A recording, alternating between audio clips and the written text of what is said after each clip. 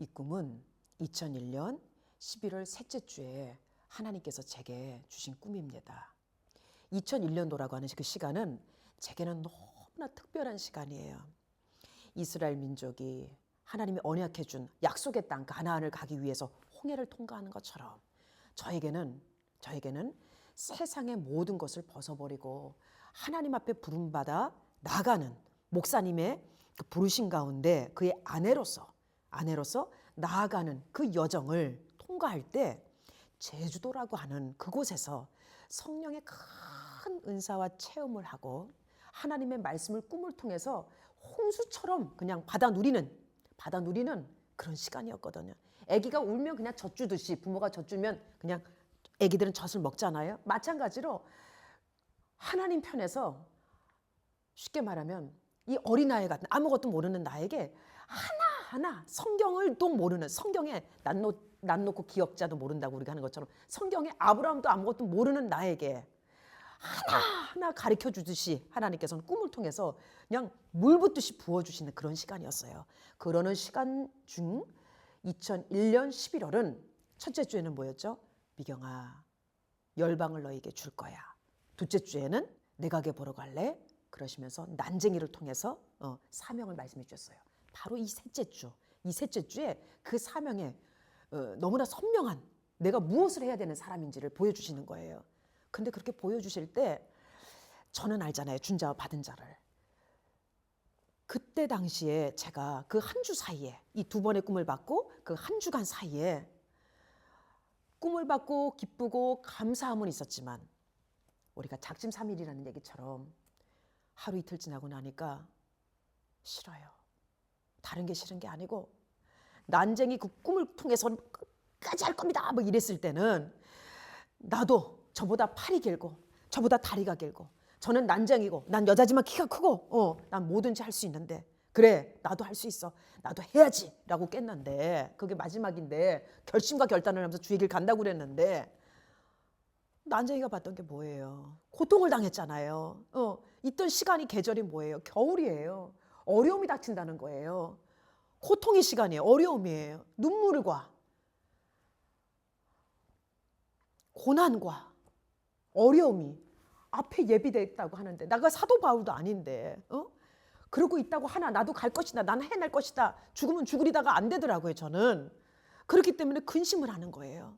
근심을 하는 나를 보시고 그렇게 기도하는 나를 향해서 하나님께서 2001년도 11월 셋째 주에 주신 메시지란 말이에요. 꿈 내용은 이렇습니다. 제가 어떤 도시의 플랫폼에 서 있었어요. 어떤 목적을 가지고 기차를 타야 하는 것 같았어요. 그래서 그곳에 있었는데 그 도시는 모든 그 분위기라고 해야 됩니까? 공기조차도 회색이었던 것 같아요.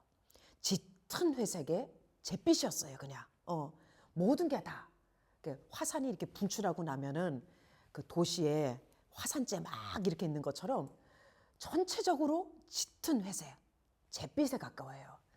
소망이 없었고 희망도 없었고 그리고 사람도 없었고 쓸쓸하고 뭔가 답답하고 빨리 그곳에서 탈출해야 된다라고 하는 그러한 도시의 그 플랫폼이었던 것 같아요. 저는 거기서 이제 서서 기차를 오기를 기다렸어요. 그런데 아무도 없는 공간에서 이제 기차 오기를 기다리는데 제가 기다리는 그 기차는 아무 때나 내가 탈 수 있다고 해서 타는 기차가 아니었어요. 4개월에 한 번씩 오는 기차예요.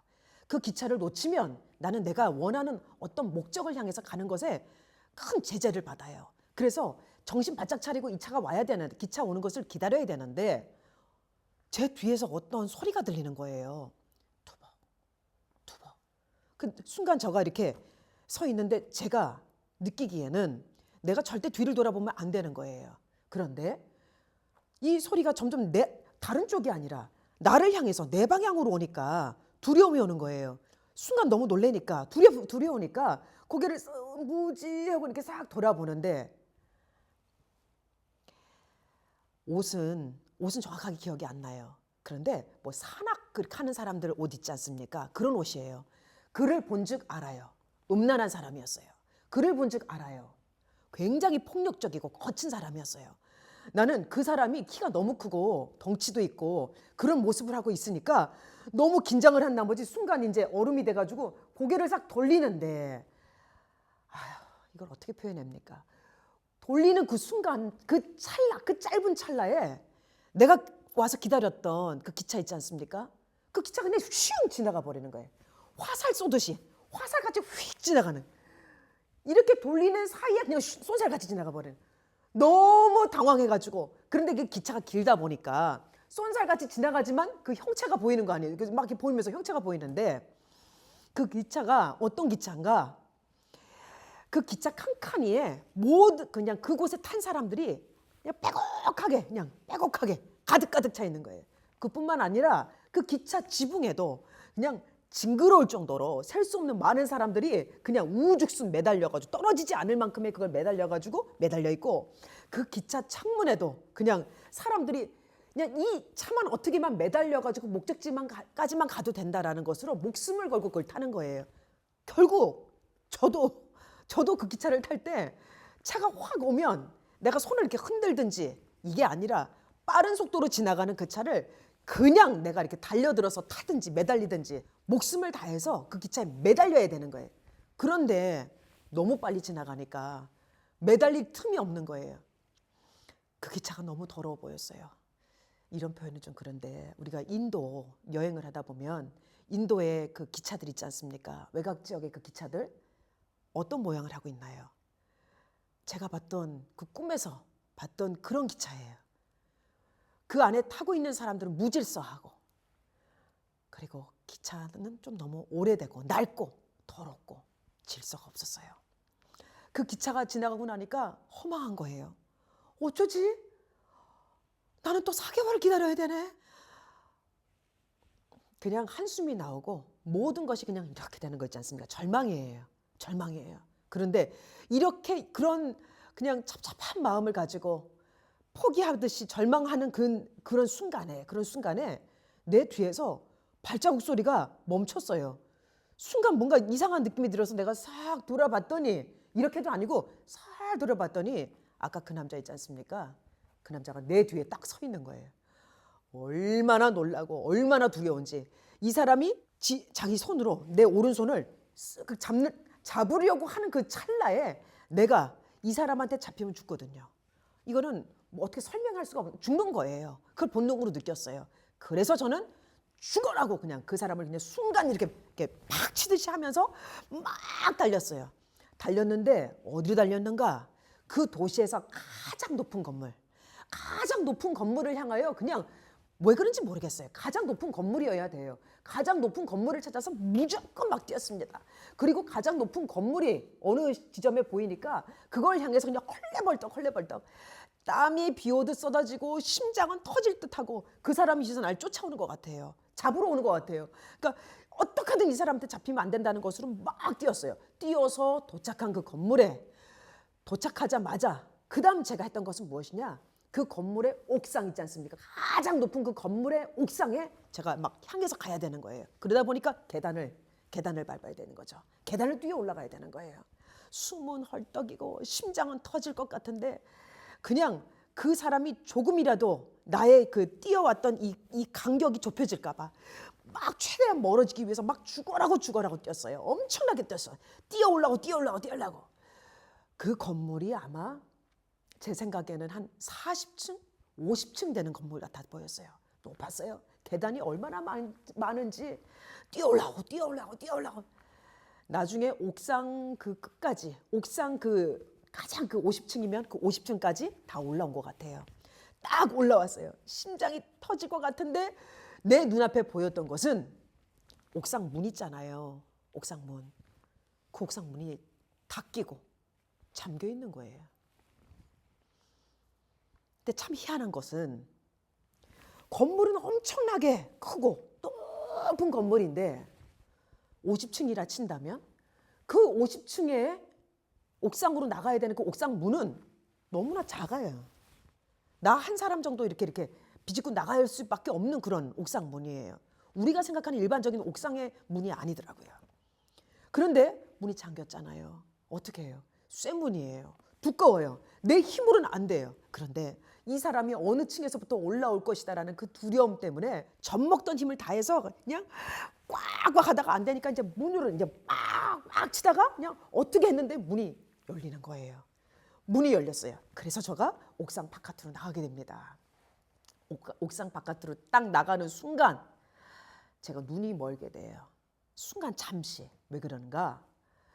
내가 건물 아래에 있었던 그 도시는 전체적으로 짙은 회색이었어요. 잿빛이란 말이에요. 우울했고 빛이 없고 사람도 없고 그냥 생명이 존재하지 않는 듯한, 쉽게 말하면 뭐 죽어가는 도시 같은 거 영화에서 보면. 그런데 그 옥상은 달랐어요. 뭐냐? 옥상은 밝았어요. 하늘에서 내려쬐는 그 햇빛이 얼마나 강하든지 그리고 얼마나 따뜻하든지 그 순간 그 빛에, 내려쬐는 빛에 그냥 눈이 멀듯이 앞을 쳐다보지 못했어요. 잠시 이렇게 이런 동작으로 잠시 있다가 눈을 뜨기 시작하면서 보인다. 그리고 이제 이렇게 보니까 조금씩 보이는 거예요. 하늘을 봤죠. 하늘은 대한민국의 가을 하늘처럼 높고 푸른 거예요. 너무 맑았어요. 에메랄드처럼 파랬어요. 구름 한 점 없어요. 너무 맑아요. 그리고 그런 상황에서 제가 이제 앞에 뭐가 이렇게 나무처럼 뭐가 보이니까 이렇게 보는데 저 말고 무수히 많은 사람들이 벌써 그 앞에 와 있는 거예요. 와서 있더라고요. 그 옥상에 저만 올라온 게 아니고 나보다 어느 시일인지 모르지만 일주일인지 한 달인지 1년인지 2년인지는 알 수 없는데 무수히 많은 사람들이 먼저 올라와서 그 옥상에 서 있더라고요. 그런데 희한했던 것은 그 옥상에 그 서 있는 사람들이 그 서 있다고 표현하기는 좀 애매했던 것이 이상한 그 모양으로 이렇게 서 있는 거예요. 저 사람들이 뭐 움직이지 않고 다 서 있으니까 왜 저렇게 서 있지? 왜 좀 저런 모양이 있지? 하면서 저 사람들이 서 있는 모습에 그 내 시각이 그들의 발 쪽으로 내려가는데 옥상 있지 않습니까? 옥상의 바닥. 그 바닥에 선이 그어 있는데 이 정도의 굵기에 하얀 선으로 엄청나게 크게 큰 삼각형. 그러니까 큰 삼각형. 그리고 이 삼각형을 뒤집어서 큰 삼각형과 삼각형이 딱 겹쳐져 있는 별이에요. 그것을 보면서 제가 뭘 느꼈는가? 저거 우리 이스라엘 보면, 이스라엘 국기 보면 가운데 이렇게 별 있지 않습니까? 딱 그 형태예요. 딱 그 형태라고. 다윗의 별인 거예요. 그 별에 그 선 라인에 이 사람들이 서 있는 거예요. 그런데 제가 그걸 보면서 뭘 느꼈는가? 나도 빨리 가서 그 선에 서 있는 거예요. 그래야 안전하다는 거. 그렇기 때문에 나도 순간 뛰려고 하는데 멈칫멈칫해져. 왜냐? 이 삼각형을 뒤집어서 이 삼각형, 이 다윗의 별이 바닥에 있는데 이 별은 도대체 어디가 첫 번째 시작이고 어디가 끝인가? 그럼 나는 마지막에 지금 왔는데 나는 어디에 서야 되는 거야? 이러면서 이제 막 당황스러워서 이렇게 보고 있고 그 사람들은 저를 쳐다보고 있는 거예요. 또 하나 왔네? 이런 식으로. 저 사람들 또 하나 쟤 뭐 왔네? 라는 식으로 쳐다보고 있지. 말도 안 섞고 움직임도 없어요. 요동함도 없어요. 어디로 서야 되지? 나는 이제 당혹스러워서 그런 상황에서 저는 가장 이 사람과 사람이 있으면 가장 넓은 거 있지 않습니까? 공간이 넓은 거. 거기에 가가지고 저는 이렇게 섰어요. 그게 내가 이제 서야 될 곳인 것 같아서. 왜냐하면 우리가 생각하는 일렬, 종횡 맞춰서 딱딱딱딱 쓰는 그런 반듯한 선이 아니었기 때문에 에라 모르겠다. 내가 아무데나 가서 비어 있는 곳에 내가 쓰면 되겠지 하고 제가 가서 이제 그곳에 딱 섰어요. 섰는데 그때 저는 알았어요. 내 그 주변에 있는 먼저 왔던 사람들이 다 어깨에 커다란 백팩을 메고 있었어요. 검은색. 그런데 저도 그들과 동일한 백팩을 메고 있더라고요. 저는 거기 뛰어 올라오기 전에는 가방이 없었거든요. 저한테는 어깨에는 가방이 없었는데 저가 거기 딱 쓰고 나서 깨달은 것은 동일한 이 사람들도 나와 동일한 다 가방, 백팩을 메고 있는 거예요. 자, 저는 그러고 나서 이제 안도의 한숨을 쉬고 이제 편안함을 갖고 여기 있으면 이제 안전하겠지 이제 이런 생각으로 편안하게 있는데 그러다 보니까 주변 상황이 이제 자세히 보여요. 자세히 보이더라고. 눈을 들어서 그 옥상을 이렇게 봤더니 옥상이 제법 큰데 내 눈에 하나 딱 꽂혔던 것이 뭐냐면 옥상 저 끝부분에 이 모퉁이 쪽에 아주 커다란 직사각으로 되어 있는 유리가 보이는 거예요. 유리집. 어떻게 표현해야 돼? 화원 같은 통유리로 만든, 아니 훤히 다 보이는 어떤 건축물이 보이는 거예요. 그 유리가 어찌나 맑은지 그 안에 내부가 다 보여요. 크리스탈처럼 맑았어요. 제가 보기에는 크리스탈처럼 맑았어요.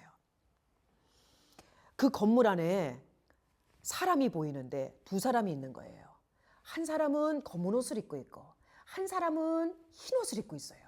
그런데 사람 두 사람이 저기 안에 있네? 라고 느끼는 순간 그 그 건축물 안에서 문을 열고 검은 옷을 입은 한 사람이 나옵니다.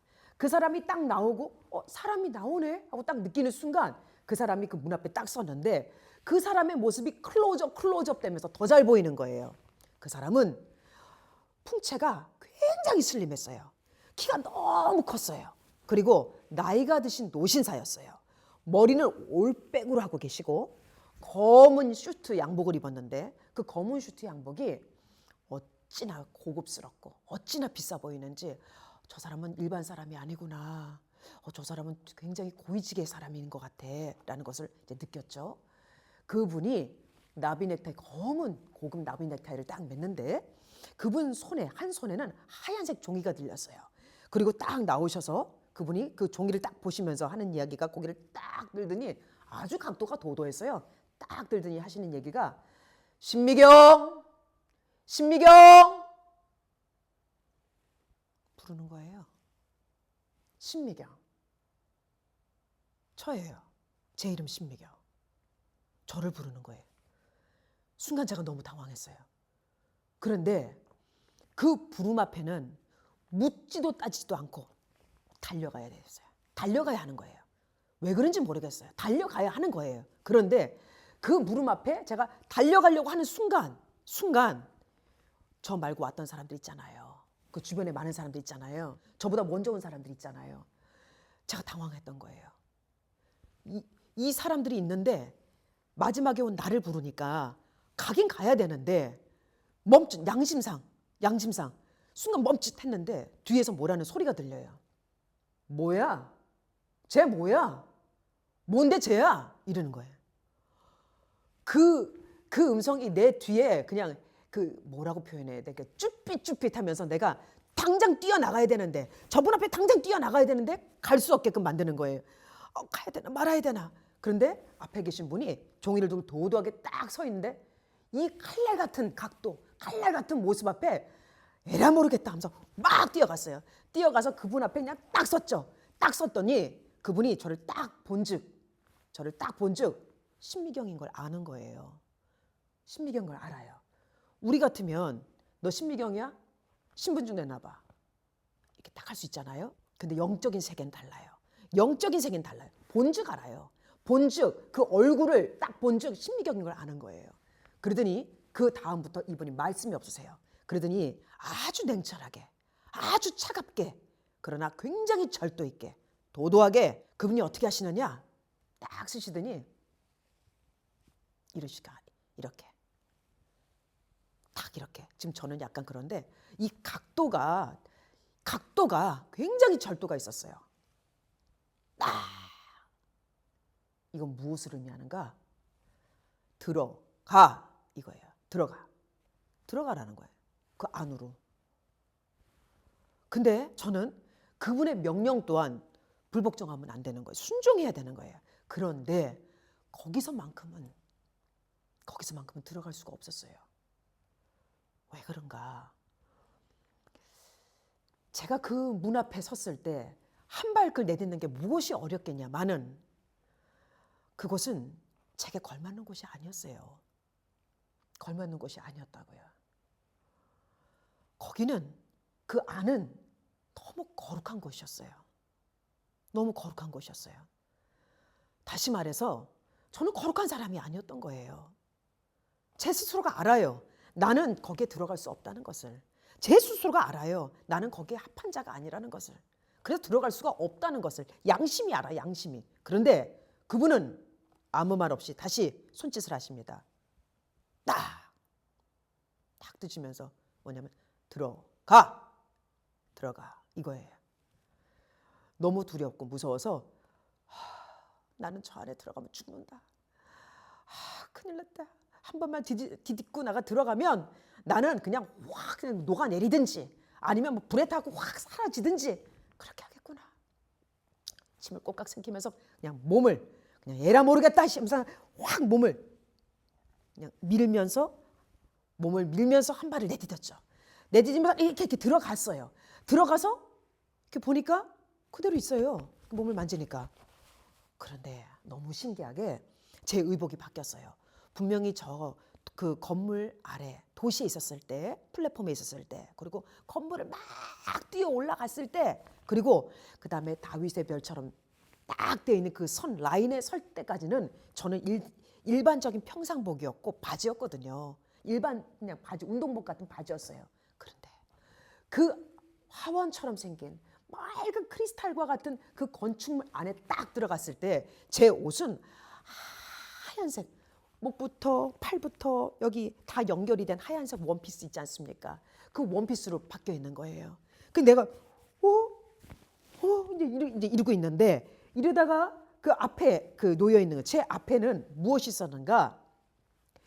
작은 협탁 하나가 있었고 그 옆에는 커다란 소파가 하나가 있었는데 이 소파는 분명 1인 소파 같았는데 이분의 풍채가 그 앉아있는 흰 옷을 입은 그 이분의 풍채가 어찌나 좋으신지 1인 소파, 우리가 생각하는 1인 소파 2개를 붙여놓은 것 같아.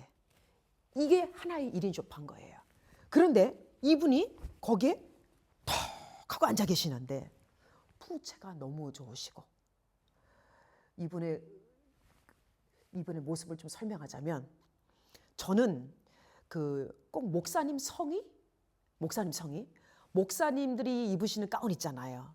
그런 성의 가운인데 실제 목사님들은 색깔이 있는데 이분은 하얀색으로 됐고 어떠한 모양도 없는데 특히 눈에 클로즈업이 돼서 들어왔던 것은 어깨 주름이에요. 어깨 풍성한 그냥 너무나도 거룩해 보이는 어깨에 수많은 주름이 풍성하게 이렇게 있으면서 그리고 이분의 머리 헤어스타일이 하얀데 이렇게 풍성해요.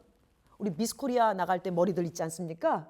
이런 큰 하얀색 백발인데 그 하얀색 백발이 한 올 한올이라고 표현하는가? 머리에 한 가닥이 그냥 그 양털 같아요. 너무나 고와요. 그냥 사람 머리 같지 않은 거 있지 않습니까? 실크 같을 것 같은 거 있잖아요. 그리고 그 어떻게 표현해야 돼? 연기 같기도 하고 그 솜 같기도 하고 제가 표현하면 이게 맞을지 모르지만 가장 적합한 게 우리가 솜사탕 몽실몽실한 거 있지 않습니까? 그런 몽실몽실한 웨이브를 가진 아름답고도 부드럽고도 근데 그 머릿결에서 보이는 그 온화함 이 머릿결에서 그 어깨 풍성한 주름에 잡혀있는 이 어깨에 이 라인에서 보이는 그분의 그 거룩함 의복을 보면서 거룩함 그분의 모습 헤어 그분의 그 수염 이 수염이 우리 산타클로스 수염 있지 않습니까? 우리 크리스마스 되면은 캐릭터에서 보면 이런 수염 이런 풍성한 수염 그런 수염보다 더 아름다웠어요. 저는 그런 수염을 못 봤어요. 그런 헤어를 못 봤거든요. 어찌나 거룩하고 어찌나 온화한지 거룩 온화 딱 그분이 앉아 계시는 거예요. 그런데 그분 옆에 협탁 있잖아요. 그게 자꾸 시선이 가는 거예요. 이렇게. 왜냐하면 그 협탁 위에 네모난 이렇게 정사각의 네모난 가죽이 딱 있어요. 그 가죽 위에 뭐가 있느냐면 우리 네일샵 가면은 여자들 이렇게 손톱 다듬고 발톱 다듬는 이 도구 있지 않습니까? 이 도구가 꼭 칼 모양처럼 생겼어요. 이렇게 2개가 칼 모양처럼 생겼는데 그 2개가 딱 그 가죽 위에 딱 있는 거예요. 그래서 저는 그걸 순간 이렇게 봤죠. 그러니까 아까 들어가서 내가 본 것은 협탁에 놓여 있는 그 도구와 그리고 그 방 안에 앉아 계신 거룩한 모습을 하고 있는 그 노인분을 본 거예요. 순간 그게 몇 초 안 되는 순간에 그걸 딱 보는 순간에 같이 오셨던 검은 슈트 입으셨던 그 정장분 있지 않습니까? 고급 직위를 갖고 있는 아주 고위 직위를 갖고 있는 그분이 말씀하시기를 뭐라고 하시냐면 아브라함 아브라함 신미경이 왔습니다. 이러는 거예요. 전 옆에서 이제 이렇게 있는데 아브라함 저분이 아브라함이야? 저분이 내가 성경에서 보는 구약에 나오는 그 아브라함이야? 믿음의 조상이야? 저분은 아브라함이야? 그래서 다시 보게 되는 거예요, 그분을. 이러고 있는데 검은 슈트를 입으신 그분이 뭐라고 하시냐면 저한테는 말을 안 해요. 앞에 그 협탁 있지 않습니까? 협탁에 놓여있는 그 소가죽에 위에 놓여있는 은색 모양의 딱 그 도구 있지 않습니까? 그 도구를 향하여 저를 보면서 딱 이번에도 어찌나 절도 있는지 딱 각도면서 이렇게 하는 거예요. 뭐라는 거예요 이게? 하는데 그 의미가 뭐냐면 자, 네 것이야. 잡아라. 그리고 아브라함의 발에 발톱을 다듬어라. 그 의미인 거예요. 그런데 저는 보시다시피 제 손톱 발톱을 전 네일샵을 안 다니는 사람이지만 나름 잘 자른다고 해도 자르다 보면 피도 나고 예쁘지 않아서 마음에 들지도 않을 때가 있는데 아니 남의 발톱을 그리고 그냥 남의 발톱이 아니라 더 연세가 많으시고 제가 보기에는 100세 그 이상이 되신 것 같아요. 엄청나게 나이가 많으신 장수하신 것 같았는데 그 분을 그 거룩한 분을 감히 그 거룩한 분의 그 발을 내가 다듬는다는 게 이게 말이 안 됐고 그리고 두려웠어요. 왜 두려운가? 다듬다가 실수하면 어떡해요? 그러니까 자꾸 이렇게 주춤주춤 하는 거예요. 근데 그분은 얄짤없어요. 저한테 뭐라시냐면 딱 이러는 거예요. 잡아라. 그러니까 쉽게 말하면 뭐하냐? 빨리 잡아. 딱 그 말. 이 말 하나에 이 각도 하나가 그분의 말이에요. 언어예요. 무서웠어요. 아주 냉정하고 냉철했어요. 차가웠어요. 그러나 정확했어요. 딱. 더 이상 안 될 것 같은 거예요. 잡으려고 이제 이렇게 하는데 두려움 반, 잡아야 되는 거 반. 그런데 그 옆에 이 말이 떨어지자마자 그 검은 슈트를 입으신 분의 말이 떨어지자마자 아브라함 있지 않습니까? 그 아브라함이 딱 몸을 기대시더니 그분의 다리를 그분 그 소파 앞에 슈트를 있는 거예요. 다리를 올려놓을 수 있는 거기에 딱 하고 올려놓으시는데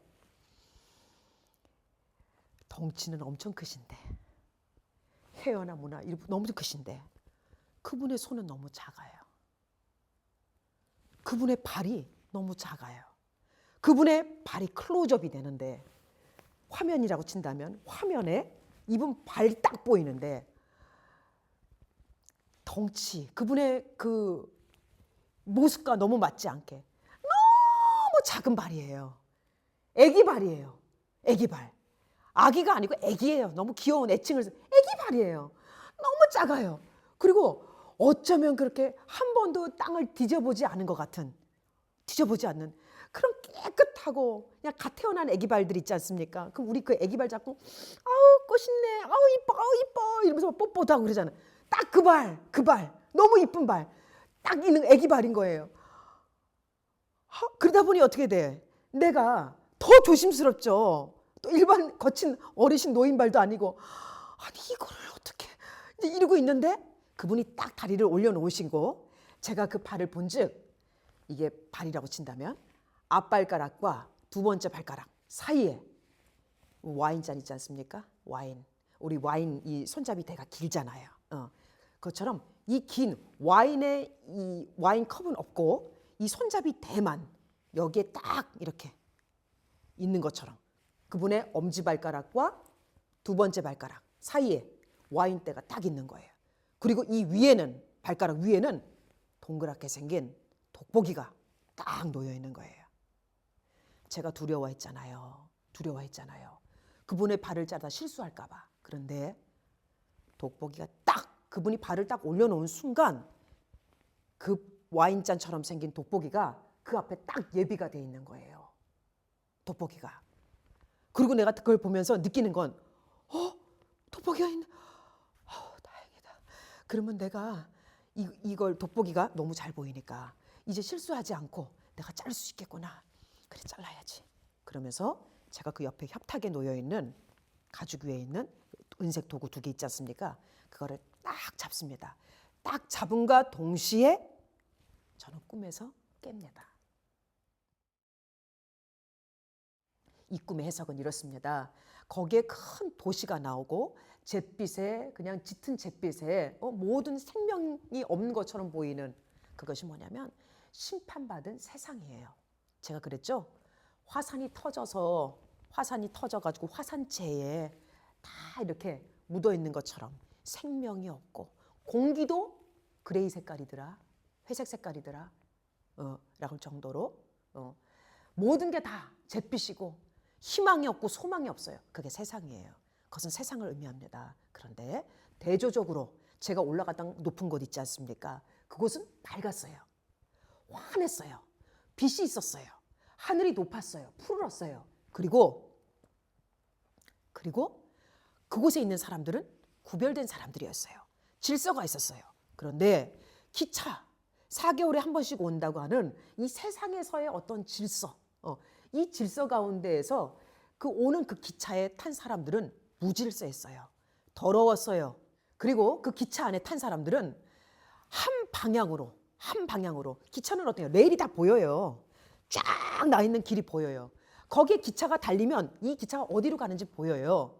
그건 넓은 대로를 의미하는 것입니다. 그리고 무수히 많은 사람들이 탔어요. 즉 넓은 대로 많은 사람들이 세상 사람들이 찾는 길이에요. 거기에 여기 이 꿈에서는 대조적인 게 뭐냐면 땅과 하늘이에요. 낮은 곳과 높은 곳이에요.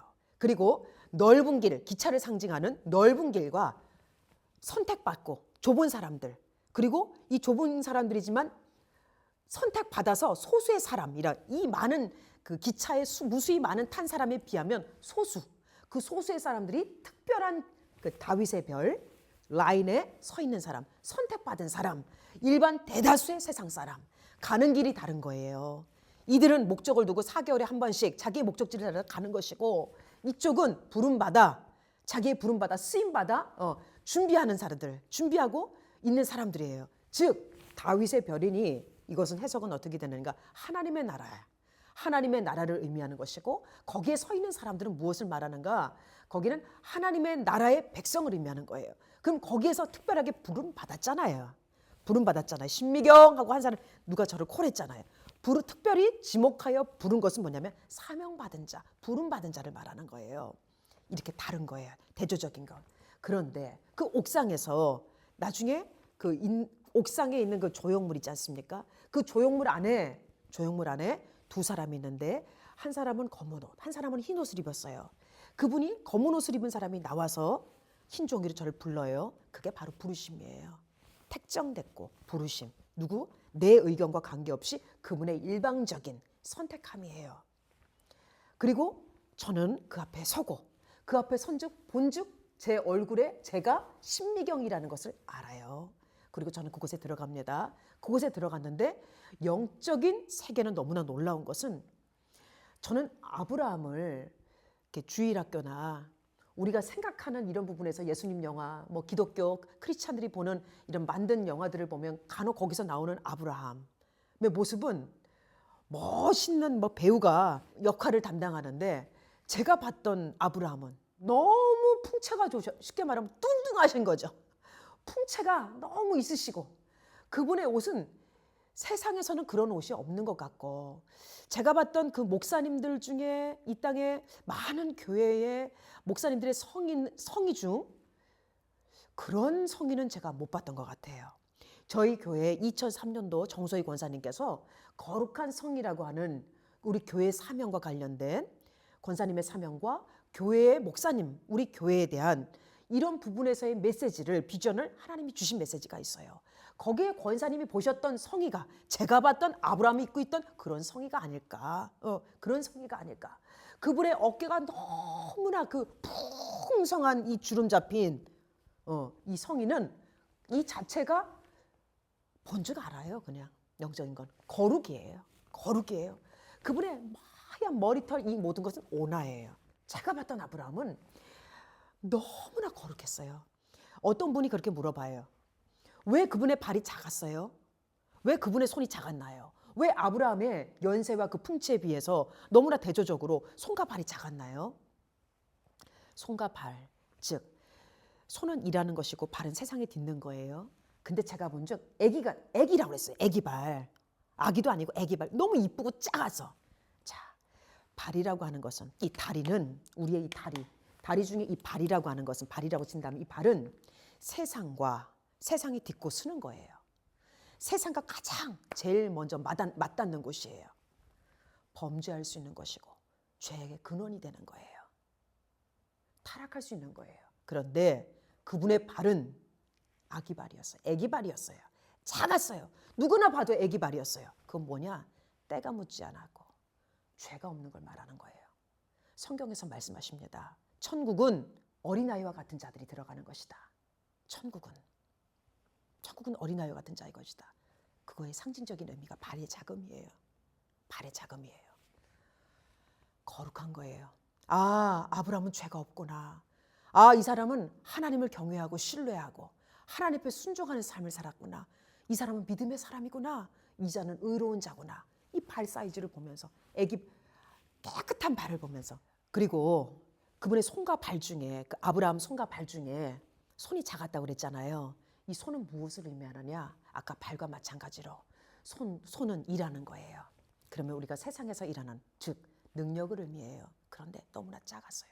그러면 아브라함이 능력이 없는 것인가? 그게 아니고 여기서의 손의 의미는 세상을 향한 욕망, 욕심 이것이 적다는 걸 말하는 거예요. 적다. 그래서 애기 손이에요. 제가 지난 2002년도에요. 목사님의 부름을 받고 목사님이 신학을 하실 때 2002년도 목사님이 신학을 하실 때 제게 하나님이 주셨던 메시지가 있어요. 그때 윤석전 목사님께서 제 꿈에 나오셨어요. 그리고 그 꿈에 큰 대리석으로 벽돌이 되어 있는 성전이 보였어요. 직사각이에요, 그것도. 그런데 거기에 많은 사람들이 들어가 앉아 있었어요. 저도 물론 있었어요. 그러나 저는 맨 뒤쪽에 앉아 있었어요. 그런데 갑자기 뭐 예배가 시작되는지 문이 열리더니 한 분이 들어오시는데 한 분이 어디서 많이 보신 분이에요. 윤석전 목사님이에요. 윤석전 목사님이라고.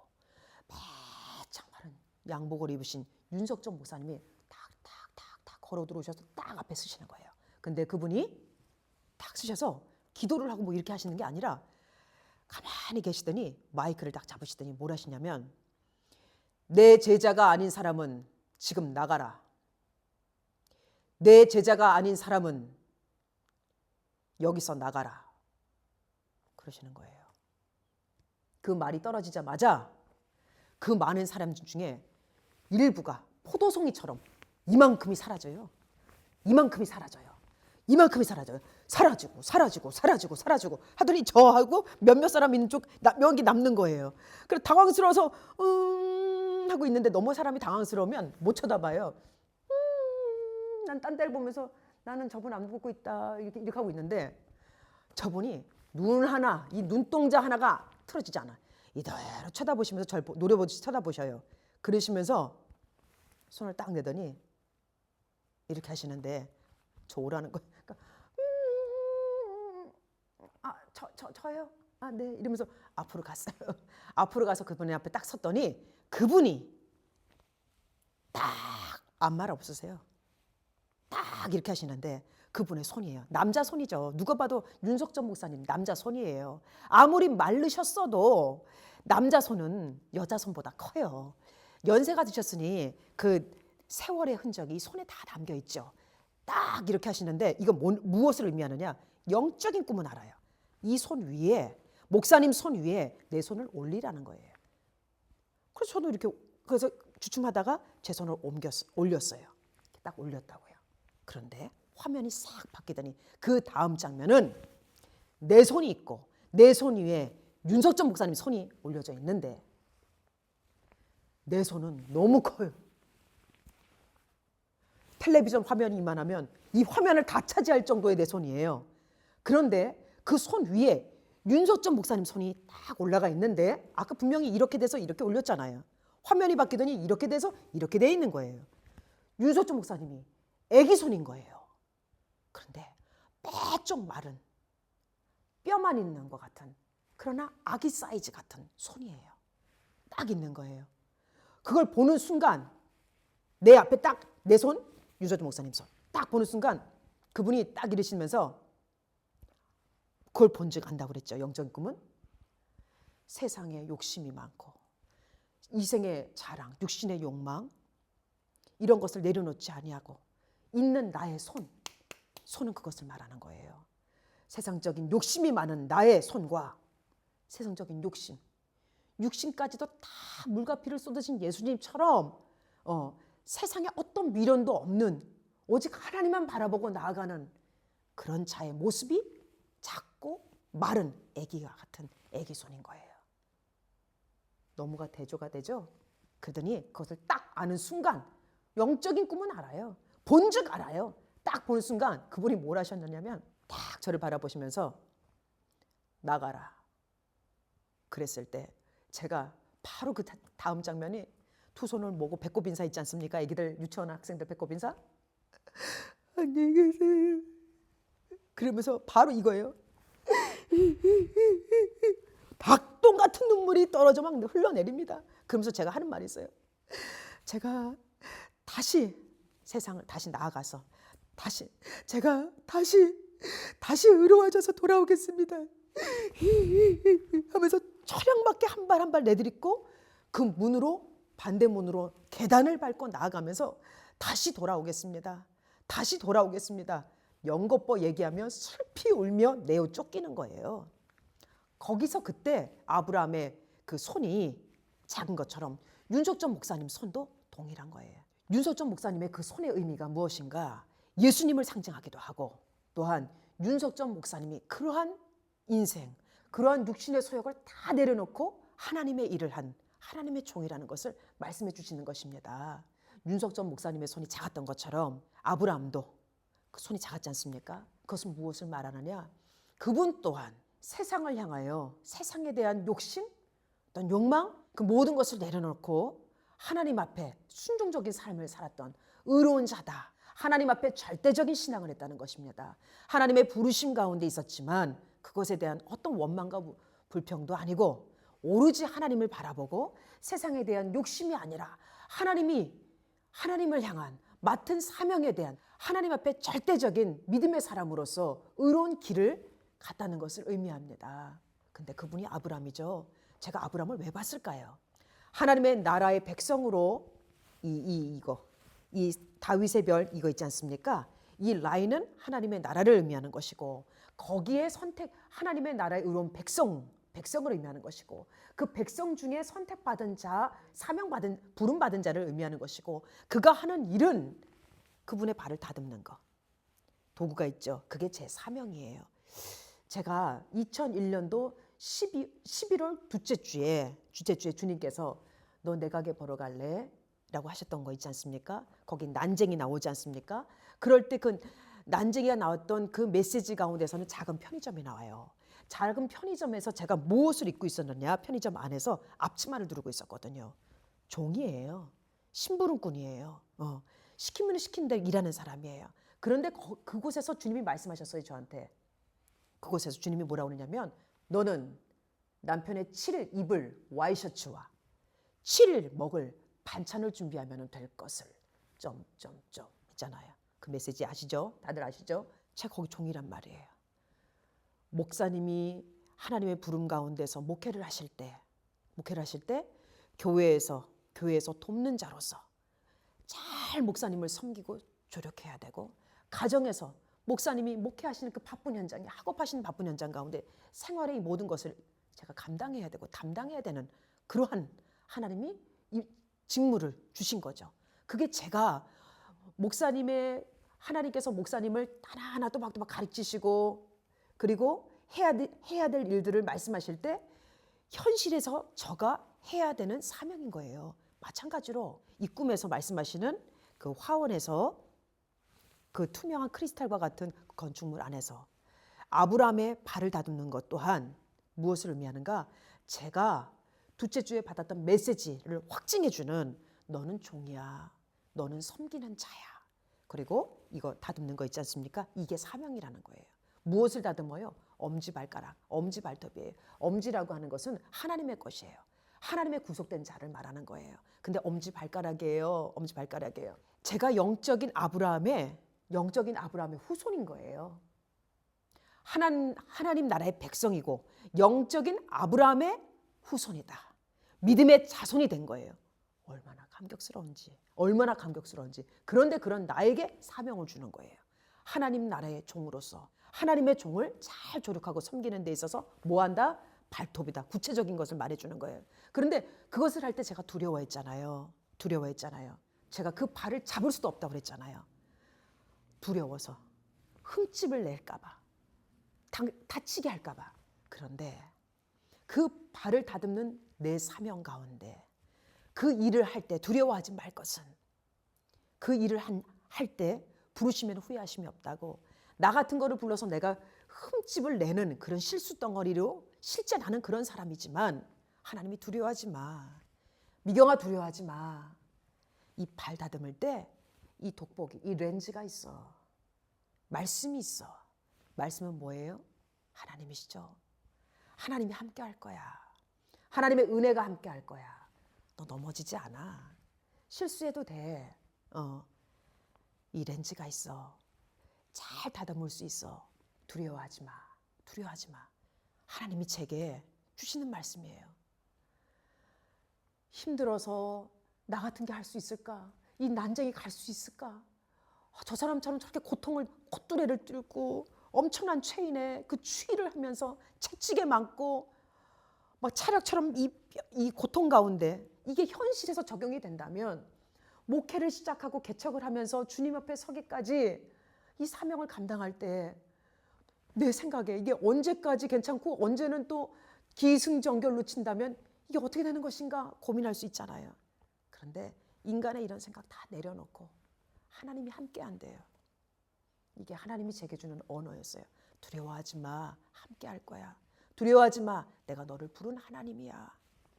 오늘 이 메시지는 하나님이 나와 함께하고 내가 하나님 나라의 백성이요. 아브라함이 나의 영적인 조상이 되고 그러한 가운데 그 큰 은혜 가운데 도리어 나에게 그런 은혜 가운데 부르심을 주셔서 그러한 귀한 사명을 받았다고 하나님이 함께할 것이라고 두려워 말라고 주님이 제게 재차 주시는 그분의 겸손함과 그분의 말씀이에요. 너무나 감사했습니다.